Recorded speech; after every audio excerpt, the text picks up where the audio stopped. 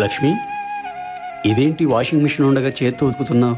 ఆ సర్ఫ్కి washing machine లో కూడా మరకలు పోవట్లేదు బావా, అందుకే బయటికి తీసి ఉతుకుతున్నా. ఇలా ఎన్ని రోజులురా? ఎన్ని రోజులైనా నాకు తప్పదుగా బావా. ఇక మీద నీకు ఈ బాధ ఉంచనురా. ఏం బావా, నువ్వు ఉతుకుతావా?